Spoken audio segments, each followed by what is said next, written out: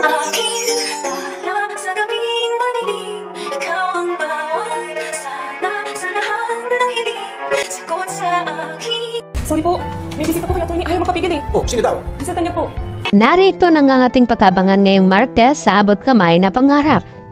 Pinuntahan at binayaran nga dito Carlos Benetes itong kanyang attorney na nakuha. Alang-alang dito nga kay Dax na magiging witness dito kay Moira. At dahil dito, gusto namang sabihin dito ni Carlos dito kay attorney na sana raw ay hindi sasabit itong kanyang pangalan at palalabasin na idinadonate itong bayad ni Carlos dito nga sa attorney. At maya-maya nga ay may kumatok sa kanilang pintuan at pumasok nga itong sekretary ng attorney at ibinalita na may bisita nga sila at hindi daw magpapapigil. At dito nga nagulat nang malaman ni Carlos kung sino at sinabi nga na sekretary na ito na si Giselle Tanyat. At hindi na rin napigilan ay agad na nga na pumasok dito sa office ng attorney at dito naman na huling-huli ni Giselle na nakipag sabuatan itong si Carlos dito sa attorney upang bayaran ito na magiging abogado dito sa witness ni Moira. At dahil dito, papag-isipan naman ni Giselle itong si Carlos na kung bakit niya ginagawa ang mga ito. Baka isa din siya sa mga kasabwat dito ni Moira. Kaya naman, inagunat ni Carlos Benetes nang tanungin siya dito ni Giselle na kung bakit niya ginagawa ang mga ito. Baka may alam siya sa nangyaring kidnapping dito nga sa kanyang ama. At mas lalong nagulat itong si Carlos dahil binalita ni Giselle na hawak na nga ng pulisya itong si Moira at kasalukuyang nakakulong na nga ito. At dito nga na baka sasabit itong si Carlos Benetes dahil hindi nga natuloy na tumakas itong si Moira at baka dito rin sasabit itong pangalan ni Zoe at baka masabi na kasabwat din ito.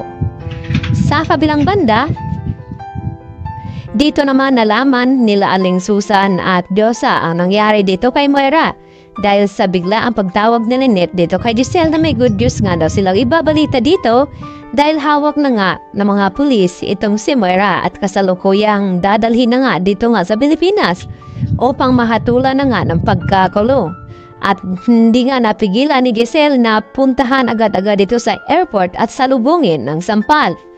At dito rin napalaban itong si Moira na yun lang daw ang kayang gawin dito ni Giselle at humanda daw ito kapag nakalabas at natanggal sa pagkapusas itong kamay dito ni Moira ay mas higit pa ang kanyang gagawing sampal dito kay Giselle. At siguraduhin naman daw ni Giselle na hindi mahahalaya itong si Moira dahil sa kanyang ginawa dito sa kanilang papa ni Ubeng na ngayon nga ay hindi pa rin nagkamalay at nagising. At dito naman na nalungkot itong si Zoe dahil sa kanyang kapabayaan kung bakit nakipagkita pa siya sa kanyang ina. At dahil dito, hindi natuloy ang pagtakas dito ni Moira. At sinisisi ngayon ni Zoe itong si Annalyn na kung bakit nilagyan siya ng tracking device dito sa kanyang bag na wala siyang kalam-alam.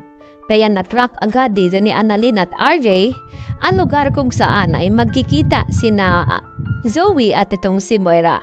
At dito na nga nagsama ng mga pulis itong si RJ nang sa ganon ay mahuli na nga nila agad itong si Moira. At tamang-tama nga itong si Annalyn dahil ang kikitain ni Zoe ay hindi ang kanyang kaibigan kundi ang kanyang ina. Kaya naman ang ating pakatutukan at aabangan maya-maya mga kapuso dahil ito na nga ang simula ng maniningil itong si Giselle at RJ sa lahat ng kasamaan na ginawa ni Moira sa kanilang pamilya at lalong-lalo na dito kay Lynette at Annalyn. At dahil dito, talaga namang matatakot na itong si Carlos Benetes. Yan lang po at marami pong salamat.